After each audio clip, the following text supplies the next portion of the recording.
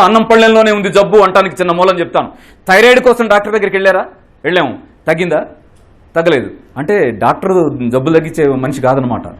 అర్థమైందా? అమ్మో దుర్మార్గుడు, డాక్టర్ జబ్బులు తగ్గించేవాడు కాదు. మరి థైరాయిడ్ తగ్గించట్లేదు ఏంటి? థైరాయిడ్ తగ్గించడానికి అక్కడ మందు లేదు.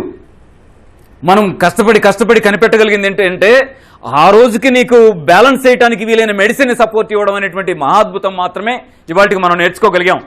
ఆ మేరకు నీకు సపోర్ట్ ఇవ్వగలిగాం.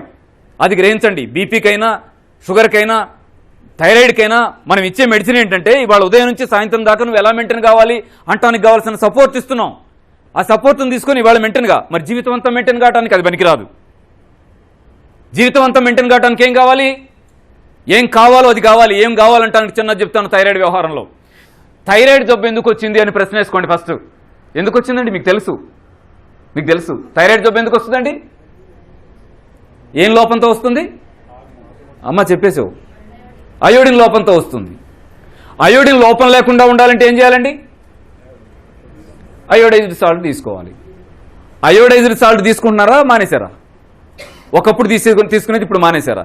అంటే ఒక 20-25 సంవత్సరాల క్రితం థైరాయిడ్ జబ్బు అనేది ఈ స్థాయిలో లేనప్పుడు అప్పుడు అయోడైజ్డ్ సాల్ట్ తీసుకుంటా ఉన్నారు మనాళ్ళు. మన తాతయ్యలు, ముత్తాతలు, అమ్మలు, నాన్నలు, అత్తయ్యలంతా అయోడైజ్డ్ సాల్ట్ తీసుకుంటున్నారు. కాబట్టి వాళ్ళకి ఎవరికి థైరాయిడ్ జబ్బు రాలా. ఈ 25 ఏళ్లుగా మనం అయోడైజ్డ్ సాల్ట్ మానేసామా? మరి ఏంటండి ఈ 25 ఏళ్లుగా థైరాయిడ్ జబ్బు అట్లా భూతంలాగా వచ్చేస్తుంది మీదకి?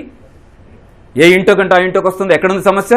నేను అక్కడే అడుగుతున్నాను. విశ్వాసంలో ఉన్నారా, నాలెడ్జ్తో ఉన్నానంటారా? విశ్వాసంతో ఉన్నారంటానికి చిన్న ఉదాహరణ ఏంటంటే అయోడిన్ లోపము అనేది 2 రకాలు, ఎక్కువ అవడం, తక్కువ అవడం. గుర్తుపెట్టుకోండి. ఎక్కువైతే వచ్చే థైరాయిడ్ జబ్బు వేరే, తక్కువైతే వచ్చే థైరాయిడ్ జబ్బు వేరే. ఇది వైద్యశాస్త్రం చాలా స్పష్టంగా చెప్తా ఉంది.